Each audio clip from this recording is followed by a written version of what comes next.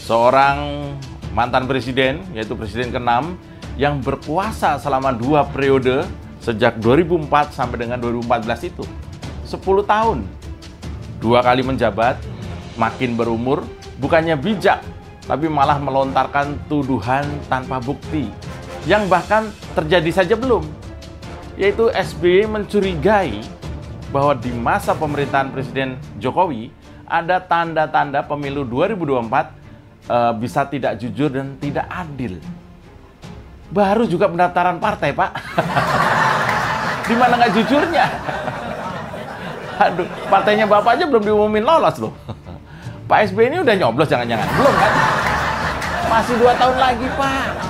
Nggak sabar amat AHY jadi capres tunggal melawan kota kosong. Terus pernyataan-pernyataannya itu udah kayak Wan Abud gitu.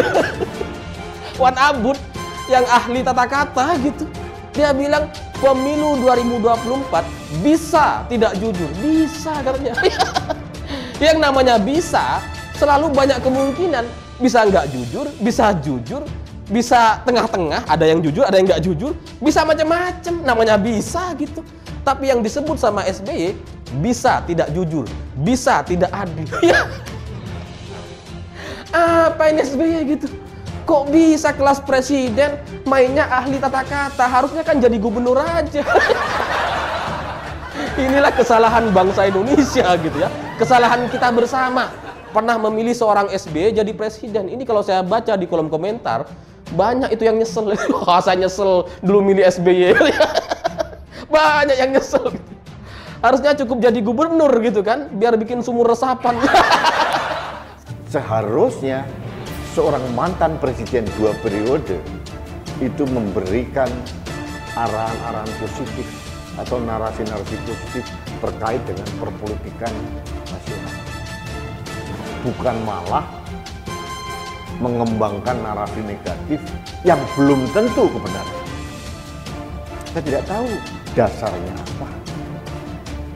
Tapi jujur ini pasti akan memancing reaksi dari partai-partai yang lain.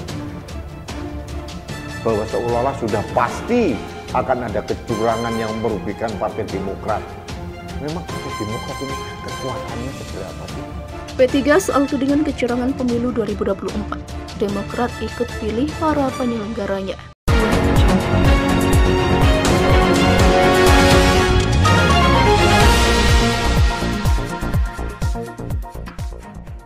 Ketua Majelis Tinggi Partai Demokrat Susilo Bambang Yudhoyono atau SBY menyebut ada indikasi kecurangan di pemilu 2024. Hal ini yang membuatnya akan turun gunung.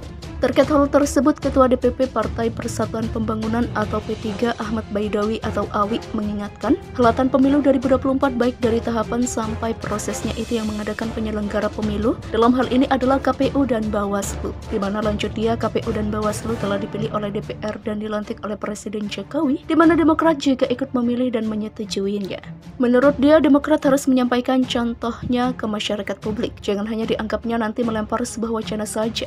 Awik pun meminta para elit parpol di tahun politik seperti sekarang ini harus bisa membuat narasi yang menyejukkan ke publik, jangan membuat semua untuk saling curiga dan menimbulkan permusuhan. Sebelumnya beredar sebuah video pernyataan dari Ketua Majelis Tinggi Partai Demokrat Susilo Bambang Yudhoyono yang mengaku siap untuk turun gunung di pemilu 2024 mendatang. Pernyataan SBY ini beredar dalam sebuah TikTok @pdemokrat.sumut. Alasan pria kelahiran Pacitan, Jawa Timur tersebut untuk turun gunung karena dirinya sudah melihat adanya tanda-tanda pemilu 2024 mendatang tidak jujur dan adil.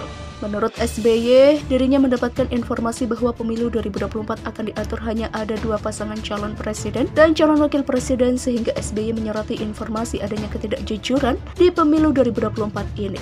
Presiden RI ke-6 ini menegaskan dugaan ketidakjujuran pemilu 2024 ini agar Partai Demokrat bersama dengan koalisi tidak bisa mengajukan capres dan cawapres di Pilpres 2024. SBY mengungkapkan jangan rusak pemilu 2024 mendatang dengan menggunakan cara-cara curang, sebab rakyat berhak memilih siapa capres dan cawapres yang mereka kehendaki. SBY menjelaskan selama dirinya kepala negara 2 periode yakni 2004 sampai 2009 dan 2009 sampai 2014 dan Partai Demokrat menjadi penguasa, tidak pernah menggunakan cara-cara kotor guna merusak pesta demokrasi 5 tahunan tersebut.